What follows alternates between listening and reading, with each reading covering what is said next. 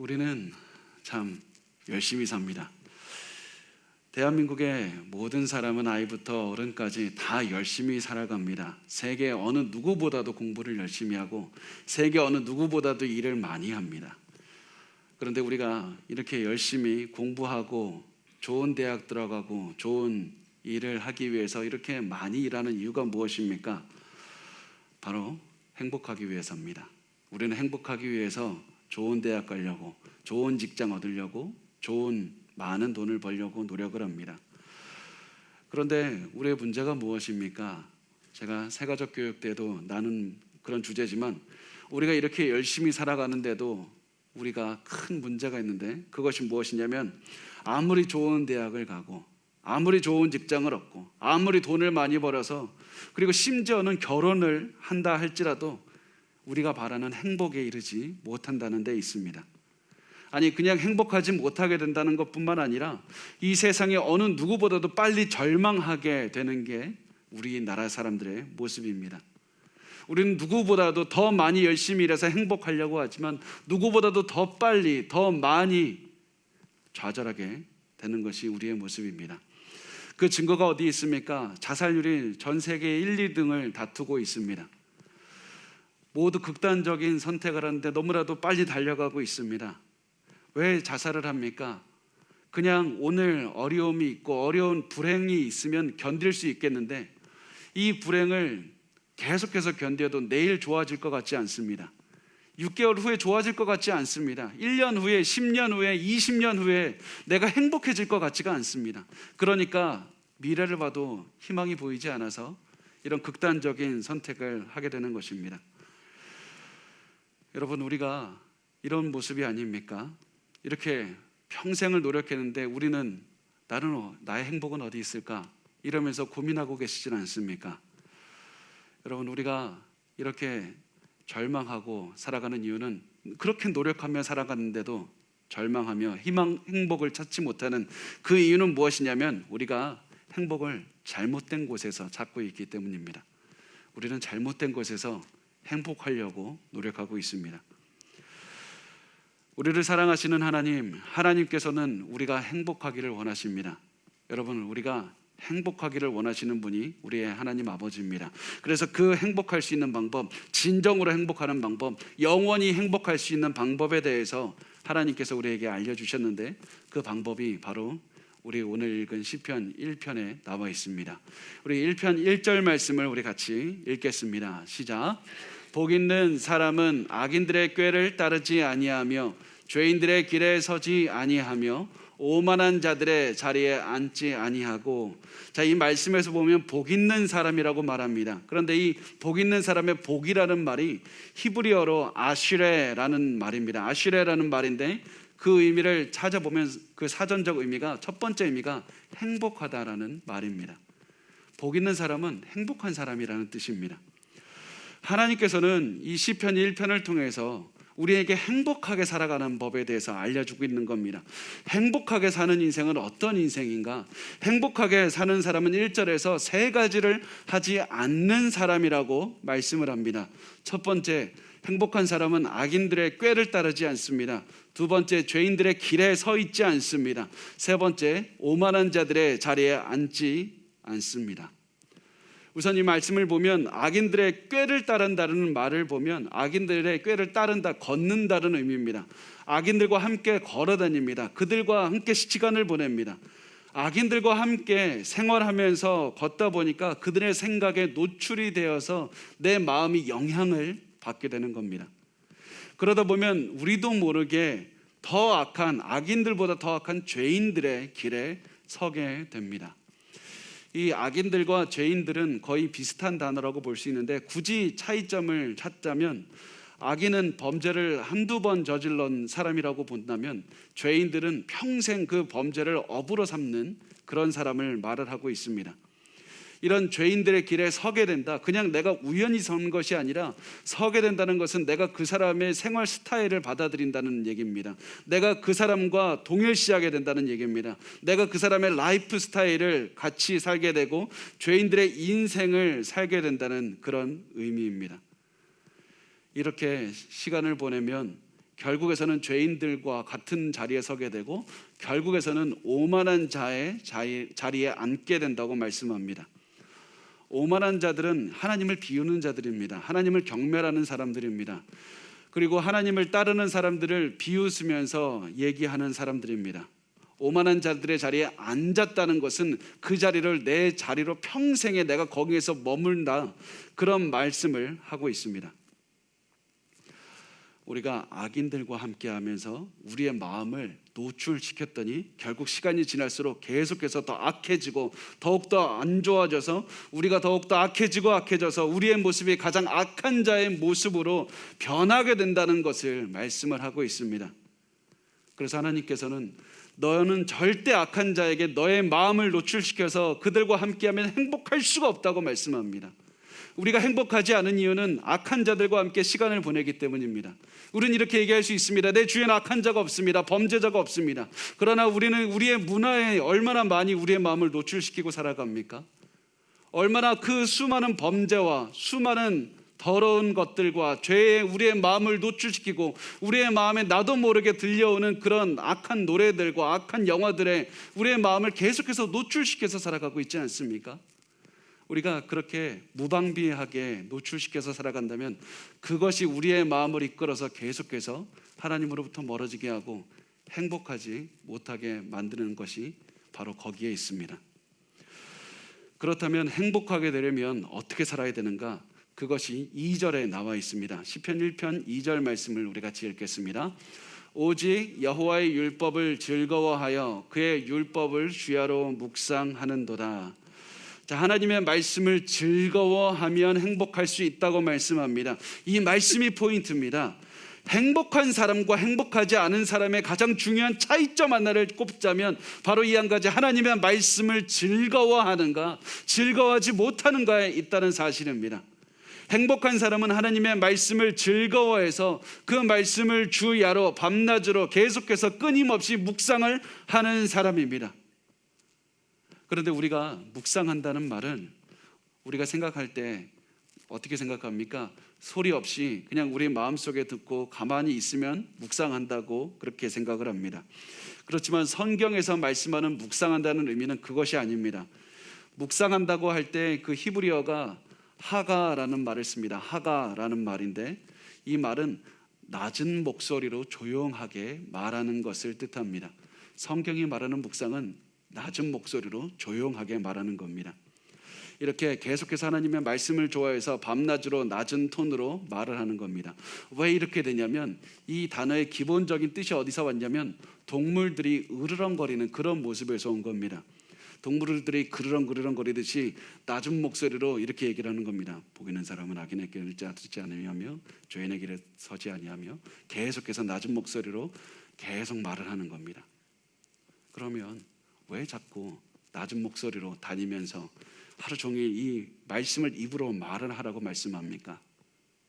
왜냐하면 이 입이 나가서 바로 그 말씀이 내 귀에 들어와야 되기 때문입니다. 계속해서 말씀을 내 귀에 하나님의 말씀을 들려줘야 되기 때문입니다. 밤낮으로 들려줘야 됩니다. 끊임없이 자기 귀에 하나님의 말씀을 들려주어서 그 말씀의 의미가 무엇인지 계속해서 곱씹어보고 의미에 대해서 생각하는 것이 너무나도 중요한 것이기 때문입니다. 이것이 바로 성경적인 묵상 방법입니다. 계속해서 말씀이 어떤 의미인지 말씀을 다하면서 마음을 다하면서 귀를 다하고 우리의 머리를 다해서 생각하는 겁니다. 왜 그렇습니까? 바로 말씀으로 내 생각을 바꾸기 위해서입니다. 말씀으로 여러분의 마음을 바꾸기 위해서입니다. 우리의 마음은 죄가 많아서 가만히 있으면 우울한 생각이 드러나는 것이 당연합니다. 악한 생각이 생겨나는 것이 당연합니다. 하나님을 벗어나서 죄를 짓는 생각이 그냥 생겨날 수밖에 없습니다. 그래서 하나님의 말씀이 외부로부터 들어와서 우리의 가슴에 우리의 마음에 들어가지 않으면 우리는 결코 행복한 생각, 올바른 생각을 절대로 할 수가 없습니다.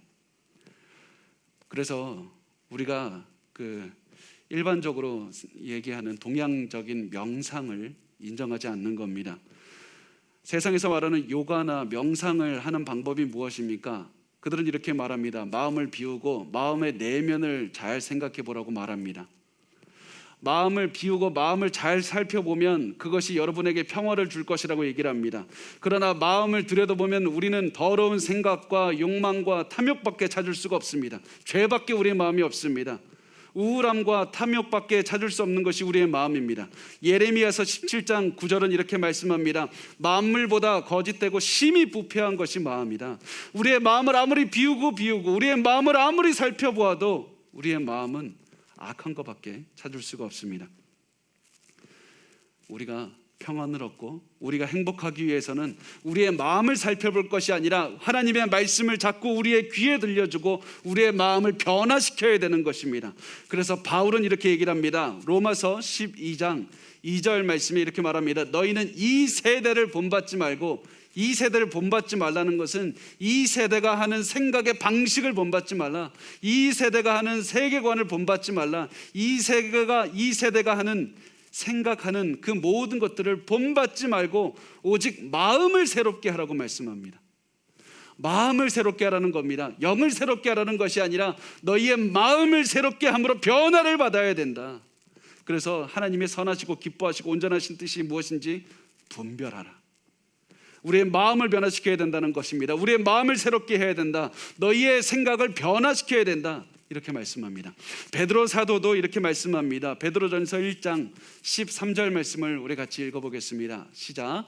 그러므로 너희 마음의 허리를 동이고 근신하여 예수 그리스도께서 나타나실 때 너희에게 가져다 주실 은혜를 온전히 바랄지어다. 아멘. 여기서 허리를 동이라, 성경에서 허리를 동이라는 말이 자주 등장하는데 우리 그 사진을 한번 띄워주십시오. 제가 인터넷에서 찾은 그림인데 참 도움이 돼서 가져와 봤습니다. 허리를 동이는 것이 예전 사람들은, 그 이스라엘 사람들이 그 옷이 긴 옷을 입었기 때문에 옷을 이렇게 접어서 허리춤에 묶는 것을 허리를 동인다라고 표현을 합니다. 자, 이제 내려주셔도 됩니다. 마음의 허리를 동인다는 것은 이렇게 길게 내려온 옷을 접어서 달리기 쉽게 만들고 빨리 움직이기 쉽게 만드는 겁니다. 마음의 허리를 동이는 것은 그만큼 달려갈 준비를 하라, 마음을 빨리 움직일 준비를 하라는 것입니다.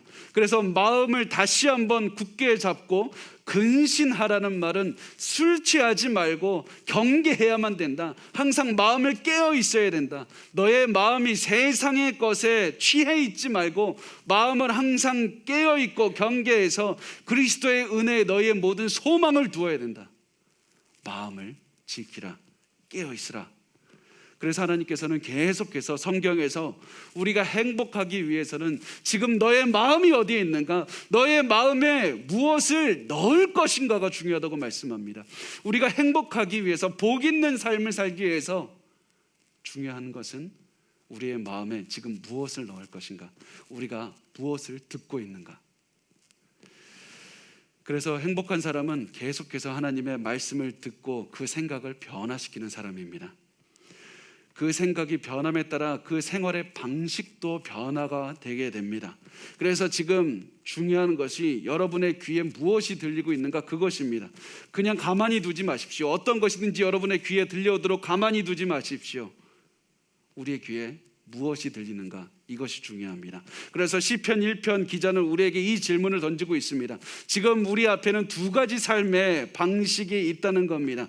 이 의인의 삶과 악인의 삶, 너는 지금 무슨 삶을 살고 있는가? 너는 하나님의 말씀을 즐거워하여 그 말씀을 듣고 그 말씀으로 너의 삶을 바꾸면서 살아가고 있는가? 아니면 악인의 삶과 같이 하나님의 말씀을 듣지 않고 멀리서 하나님과 상관없이 살아가고 있는가? 하나님의 말씀을 계속해서 너의 마음에 들려주면 너는 행복한 삶을 살 수 있다고 말씀을 합니다. 하나님의 복을 받은 사람을 어떤 삶을 살게 되는지 그것을 비유로 3절에 말씀을 하고 있습니다. 시편 1편 3절 우리 같이 읽겠습니다. 시작. 그는 시냇가에 심은 나무가 철을 따라 열매를 맺으며 그 잎사귀가 마르지 아니함 같으니 그가 하는 모든 일이 다 형통하리로다. 자, 이 말씀을 보면 하나님의 말씀을 즐거워해서 밤낮으로 묵상하는 사람은 시냇가에 심긴 나무와 같다고 말씀합니다. 이 말씀을 잘 보면 시냇가에서 자라는 나무가 아니라 시냇가에 심긴 나무가 됩니다. 왜냐하면 아무데나 자란 나무가 아니라 하나님께서 그 나무를 시냇가에 심으셨기 때문입니다.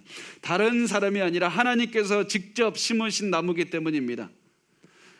하나님의 말씀을 즐거워해서 그 말씀을 계속해서 묵상하고 말하는 사람은 하나님께서 가장 날씨가 좋고 가장 토양이 좋고 가장 물이 많아서 절대로 시들지 않고 열매가 많이 맺히는 그런 땅에 하나님께서 심으시는 것입니다. 그리고 하나님께서 시냇가에 심으셨다고 말씀합니다. 이 말씀에서 시냇가, 시냇물을 뜻하는 히브리어 언어가 뭐냐면 펠레그라는 단어입니다. 펠레그라는 단어가 중요한 것이 무엇이냐면 이 말은 인공적으로 판 물을 뜻하기 때문입니다. 인공적으로 판 수로를 말씀을 하고 있습니다. 그냥 자연적으로 생긴 것이 아니라 하나님께서 직접 하신 수많은 물길들이 있고 그 물길들 옆에 친히 나무를 심으셨습니다. 마치 하나님께서 직접 만드신 수목원에다가 우리를 심으셔서 그 나무를 심으셔서 깊게 뿌리를 내리게 하시고 사시사철 생명력이 넘치게 하시는 겁니다. 이렇게 나무가 건강하게 되면 그 결과가 무엇입니까? 열매가 맺히게 됩니다. 하나님의 말씀을 즐거워해서 계속해서 묵상하는 사람의 삶엔 열매가 맺힌다는 겁니다. 그가 하는 모든 일이 형통하게 됩니다.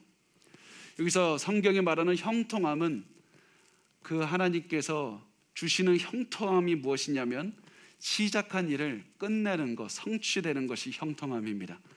하나님께서 시작한 일을 이루게 하시는 것이 형통함입니다. 그 시작한 일을 하나님의 말씀을 묵상하며 하나님의 말씀의 인도하심에 따라서 계속해서 갔더니 결국 하나님의 성취하심을 맛보게 되었다. 이것이 형통하게 된 삶을 말씀을 하고 있습니다. 그런데 복 있는 사람의 반대 인생을 살아가는 사람에 대해서는 이렇게 말씀합니다. 시편 1편 4절 말씀을 우리 같이 읽어보겠습니다. 시작. 악인들은 그렇지 아니하며 오직 바람에 나는 겨와 같도다. 자, 이 말씀은 보면 성경 한글 번역에는 드러나 있지만 않지만 히브리어로 보면 굉장히 강하게 부정하는 말로 시작합니다. 절대로 그렇지 않습니다. 절대로 그렇지 않다. 악인들은 절대로 그렇지 않다. 하나님의 말씀을 즐거워하지 아니하는 악인들은 정반대의 삶을 살아가게 된다는 겁니다. 그리고 이들의 삶을 설명하기 위해서 성경은 이 타작마당의 이미지를 비유로 설명을 합니다.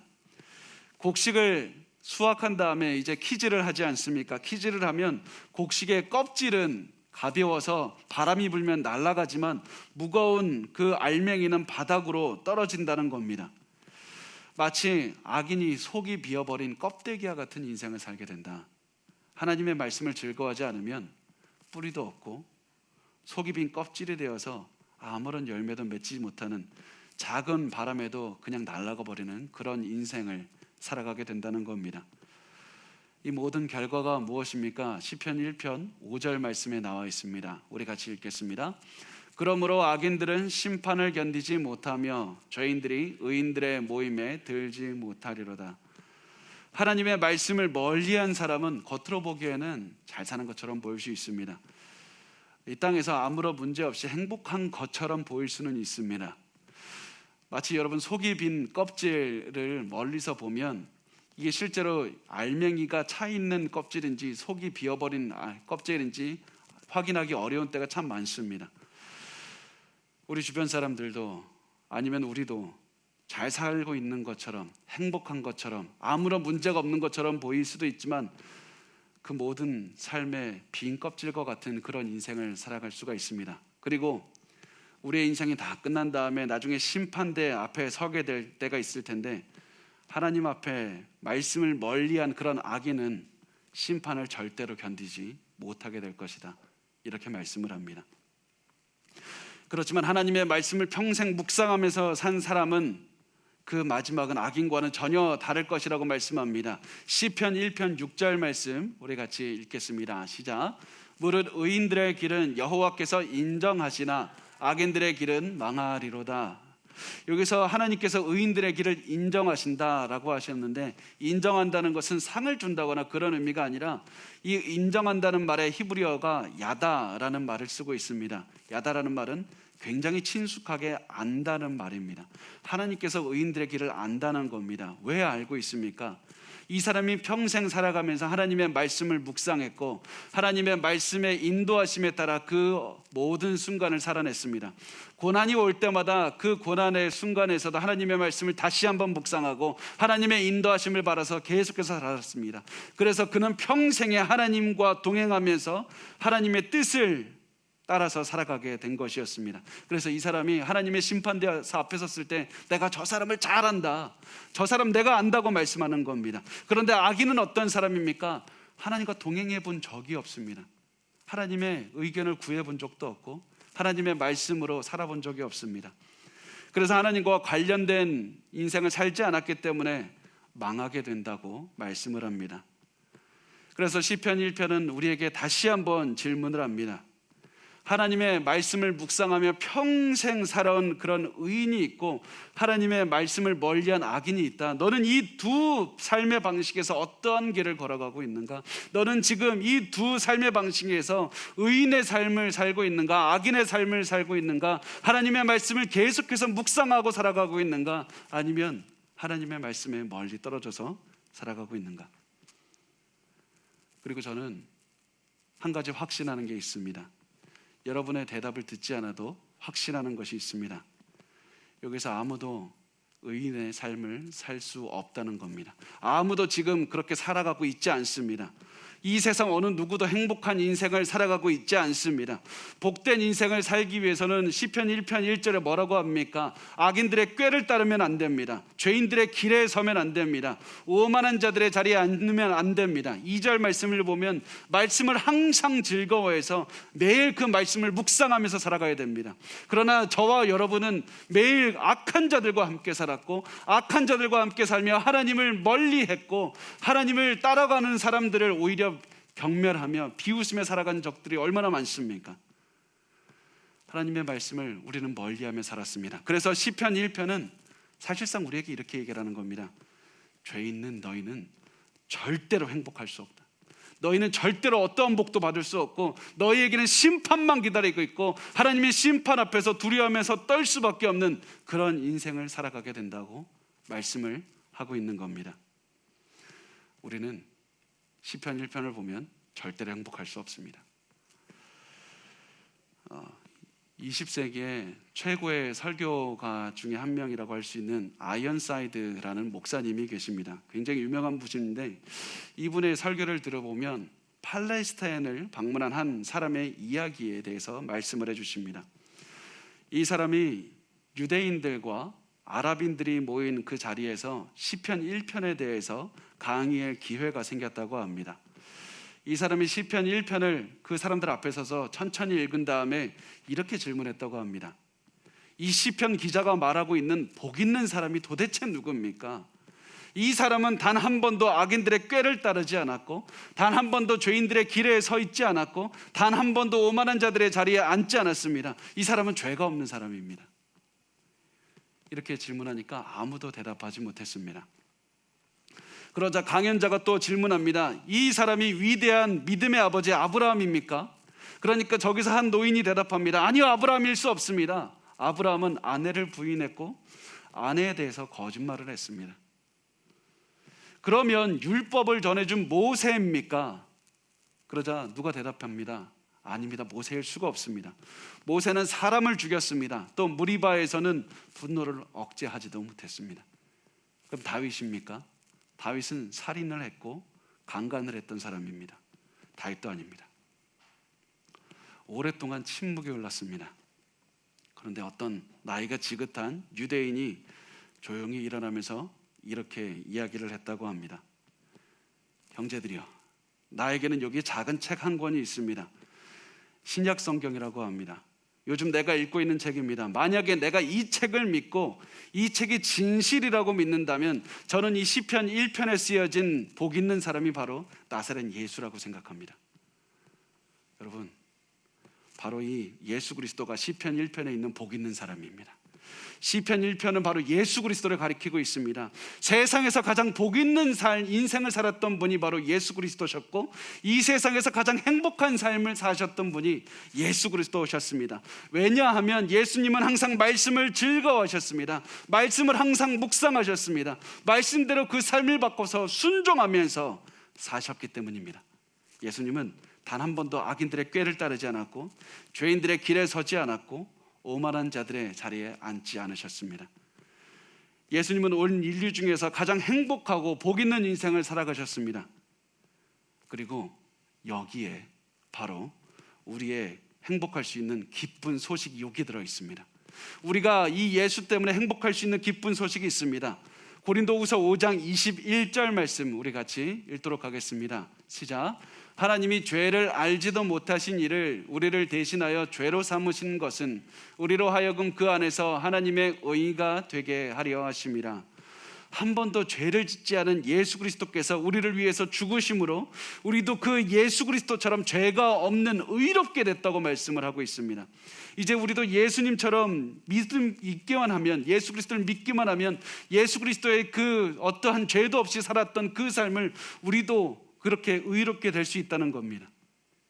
예수님을 믿기만 하면, 예수님을 믿기만 하면 복받는 인생, 행복한 인생을 살 수 있다는 겁니다. 우리는 예수를 따르기만 하면 됩니다. 그리고 이것이 바로 기쁜 소식이고요. 예수 그리스도께서 이 땅에 계실 때 그리스도를 따랐던 그 제자들에게 이렇게 말씀을 하셨습니다. 마태복음 5장 3절과 4절 말씀을 우리 같이 읽겠습니다. 시작. 심령이 가난한 자는 복이 있나니 천국이 그들의 것이며 애통하는 자는 복이 있나니 그들이 위로를 받을 것이며. 이 말씀을 산상수훈이라고 하는데, 산상수훈에서 무엇으로 말씀합니까? 복이 있는 자에 대해서 말씀합니다. 한글 성경과는 다르게 헬라어 성경을 보면, 원어 성경을 보면 이렇게 문장 구조가 되어 있습니다. 복이 있는 사람은 심령이 가난한 사람이다. 복이 있는 사람은 애통하는 사람이다. 복이 있는 사람은, 복이 있는 사람은. 그래서 계속해서 이 산상수훈에서 말씀하시는 복이 있는 사람이 바로 시편 1편에 말씀하는 복이 있는 사람, 행복한 사람을 말씀을 하고 있습니다. 그래서 시편 1편 1절에 나오는 복이 있다는 단어, 히브리어가 아시레, 이 단어를 헬라어, 신약 성경에서 쓰는 헬라어로 번역한 성경을 보면 마태복음 5장에 복이 있다는 단어 마카리오스, 동일한 단어로 번역을 하고 있습니다. 예수님께서는 시편 1편을 통해서 이렇게 말씀하시는 겁니다. 그 시편 1편의 행복한 사람이 바로 나다. 그리고 너희가 나를 따르기만 하면 너희도 행복하게 될 수 있다. 너희도 복을 받는 인생을 살아갈 수가 있다. 나를 따르기만 하면 된다. 이렇게 예수님께서는 말씀을 하시다가 산상수훈의 마지막 지점이 되어셔서 이렇게 말씀을 하셨습니다. 마태복음 7장 13절과 14절 말씀 같이 읽겠습니다. 좁은 문으로 들어가라. 멸망으로 인도하는 문은 크고 그 길이 넓어 그리로 들어가는 자가 많고 생명으로 인도하는 문은 좁고 길이 협착하여 찾는 자가 적음이라. 예수님 이렇게 말씀하시는 겁니다. 마치 시편 1편의 말씀처럼 지금 너희 눈앞에는 두 가지의 길이 있다. 좁은 문으로 들어가는 길이 있고 넓은 문으로 가는 길이 있다. 너희는 반드시 행복해지기 위해서는 좁은 문을 택해야 된다. 그래야 행복해질 수 있다. 그래야 많은 복을 받는 인생을 살 수가 있다. 천국에 들어가기 위해서는 넓고 많은 사람들이 들어가는 그 길이 아니라 사람들이 거의 다니지 않는 좁은 문으로 들어가야 된다. 너희 앞에 있는 그 두 가지 문 중에 한 가지를 택하라. 이렇게 말씀을 합니다. 그리고 좁은 문을 들어가면 우리의 삶에 어떠한 결과를 주신다고 하시냐면 마태복음 7장 19절에서 20절 말씀의 결과를 주십니다. 우리 같이 읽겠습니다.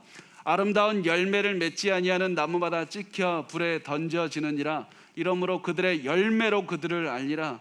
하나님께서는 열매로 우리를 안다고 말씀하십니다. 시냇가에 심은 나무가 많은 열매를 맺게 되지만, 좋은 열매를 많이 맺게 되지만, 그렇지 않은 나무는 안 좋은 나무 열매를 맺거나 아예 열매를 맺지 못하게 됩니다. 열매를 보고 그 사람이 시냇가에 심긴 나무인지 아닌지 알 수 있습니다. 그래서 예수님께서는 우리에게 말씀합니다. 너희는 많은 열매를 맺는 길을 택해야 된다. 하나님의 말씀을 즐거워하고 하나님의 말씀을 묵상하며 하나님의 말씀으로 우리의 마음을 바꾸고 우리의 그 마음이 바뀐 대로 우리의 삶을 변화시키며 살아가야 된다. 그것이 행복한 길이다. 여러분 지금 어떤 길을 걷고 있습니까? 이제 예수 그리스도의 말씀을 믿고 예수 그리스도를 즐거워하고 예수 그리스도의 말씀을 묵상하면서 우리의 삶을 변화시켜서 우리가 많은 열매를 맺는 삶을 살아야 됩니다. 많은 분이 저에게 이렇게 질문을 하셨습니다. 내가 이제 예수를 믿겠습니다. 내가 예수를 믿습니다. 내가 이전까지는 예수를 잘 몰랐지만 이제부터는 예수를 믿습니다. 예수를 믿기로 결심했습니다. 그런데 이제는 내가 열매를 맺기 위해서 어떤 것을 더해야 됩니까? 내가 행복하기 위해서 무엇을 더해야 됩니까? 내가 복을 받기 위해서 더 해야 될 것이 무엇인지 알려주십시오. 예수님은 우리에게 이렇게 말씀합니다. 요한복음 15장 5절 말씀을 같이 읽겠습니다. 시작. 나는 포도나무요 너희는 가지라. 그가 내 안에 내가 그 안에 거하면 사람이 열매를 많이 맺나니 나를 떠나서는 너희가 아무것도 할 수 없습니다. 예수님께서 우리에게 말씀하시는 것은 너가 추가로 해야 될 것은 아무것도 없다. 단지 내가 너 안에 거하고 너가 내 안에 거하기만 하면 많은 열매를 맺게 하겠다. 행복을 주겠다. 복을 주는 그런 삶을 살게 하신다는 겁니다. 그러면 우리는 질문합니다. 아니, 예수님이 내 안에 거하는 게 도대체 구체적으로 무슨 말입니까? 예수님이 내 안에 거하려면 어떤 것을 해야 됩니까? 요한복음 15장 7절 말씀을 우리 같이 읽겠습니다. 시작. 너희가 내 안에 거하고 내 말이 너희 안에 거하면 무엇이든지 원하는 대로 구하라. 그리하면 이루리라. 내 말이 너의 안에 거하면 내가 너의 안에 거하는 것과 동일하다는 겁니다. 예수님의 말씀이 우리 안에 거하면 무엇이든지 원하는 대로 구하라. 예수님의 말씀이 우리 안에 거하는 것이 예수님이 우리 안에 거하시는 겁니다. 말씀을 즐거워하고 말씀을 항상 묵상해서 말씀을 우리의 귀에 들려주고 말씀대로 우리의 마음을 변화시켜서 그 모습대로 우리가 삶의 모습을 변화시키면 그것으로 충분한 겁니다. 그것으로 우리가 행복할 수 있는 겁니다. 그것으로 우리가 많은 복을 받는 인생을 살 수 있고 많은 열매를 거둘 수 있는 겁니다. 이렇게 살면 예수님께서 놀라운 약속 한 가지를 하십니다. 요한복음 15장 11절 말씀 우리 같이 읽겠습니다. 시작. 내가 이것을 너희에게 이름은 내 기쁨이 너희 안에 있어 너희 기쁨을 충만하게 하려 함이라. 하나님이 느끼고 있는 그 기쁨이 있는데 그 기쁨을 우리에게 충만하게 주신다는 겁니다. 그 기쁨이 우리 안에 가득하게 된다는 겁니다. 무엇을 합니까? 우리가 하나님의 말씀을 즐거워해서 묵상하는 것, 그것으로 내 삶을 살아내는 것. 그렇게 하면 예수께서 주시는 기쁨을 주시고 우리가 행복한 인생을 살 수 있고 우리가 영원히 행복할 수 있다고 말씀을 하고 있습니다. 여러분, 제가 다시 한번 묻겠습니다. 여러분 지금 의인의 삶과 악인의 삶 중에서 어떠한 삶을 살아가고 있습니까? 악인이라고 해서 갑자기 큰 죄를 저지른 것도 아니고 의인이라고 해서 인간이 보기에 좋은 일을 하는 것, 그것이 아닙니다. 의인과 악인을 나누는 단 한 가지의 기준은 하나님의 말씀을 즐거워해서 묵상하고 있는가, 그렇지 않는가. 그래서 우리가 보기에 지금 우리가 해야 될 것은 우리를 행복하게 만들어줄 그 길로 가면 됩니다. 너무나도 간단한 겁니다. 예수님의 말씀을 택하십시오. 예수님을 사랑하시고 예수님의 말씀을 즐거워하시고 예수님의 말씀을 묵상하시고 예수님의 말씀에 따라 우리의 마음을 변화시켜서 그 삶을 살아나기만 하면 되는 겁니다. 이것이 우리가 행복할 수 있는 방법입니다. 마지막으로 이야기 하나만 들려주고 끝내겠습니다. 오늘 말씀을 준비하면서 알게 된 한 이야기가 있는데 간단한 이야기입니다. 어떤 사람이 길을 가다가 강가가 보였습니다. 그래서 강가에 보니까 돌이 어느 정도 큰 것이 있었습니다. 그래서 그것을 주워서 봤더니 당연히 강가에 있었기 때문에 물이 묻었습니다. 주변에 물이 많이 묻은 그 돌을 호기심이 생겨서 앉아서 반으로 깨뜨려 봤습니다. 그랬더니 그 돌이 안에가 아주 다 말라 있는 것을 발견하게 됐습니다. 그 돌은 물로 가득 둘러 있어서 젖어 있었지만 아무도 볼 수 없는 그 안쪽은 아직 물이 침투하지를 않아서 말라 있었던 것이었습니다. 여러분, 우리의 삶이 이런 돌과 같은 인생을 살고 계신 분은 없습니까? 예수님을 믿는 사람들로 둘러싸여 있고 예수님의 말씀을 묵상해서 행복하게 살아가는 사람들 안에 둘러싸여 있고 그들과 함께 예배드리고 하나님께 찬양과 기도를 드리면서 모든 하나님께 그 행복한 삶의 표현은 하고 있지만 우리의 가슴속은 다 메말라가서 예수님을 알지 못하고 예수 그리스도를 즐겁게 생각하지 못하고 행복을 체험하지 못하고 어떻게 하면 행복을 누릴 수 있을까? 어떻게 하면 내가 행복하게 살아갈 수 있습니까? 오늘도 염려하면서 불안해하면서 고민하시는 분이 있습니까? 겉으로 보기엔 너무나도 행복한 것 같은데 속 안은 아무것도 없는 공허함만 가득한 삶을 살고 있지는 않습니까? 그러면 우리에게 이렇게 하나님 말씀하십니다. 간단하다. 하나님의 말씀을 즐거워하고 그 말씀을 묵상하고 그 말씀을 계속 너의 마음에 너의 귀에 들려주면서 살아라. 그러면 행복할 수 있다. 그러면 복이 있는 인생을 살아갈 수가 있다고 말씀을 합니다. 하나님의 말씀이 우리 안에 거하기만 하면 됩니다. 이제 이 교회가 이 예배가 끝나고 교회 밖을 벗어나는 순간 또 여러분에게는 두 가지 선택이 있을 겁니다.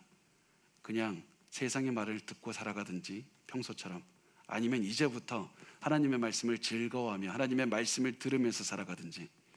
여러분은 어떠한 삶을 살게 될 것입니까?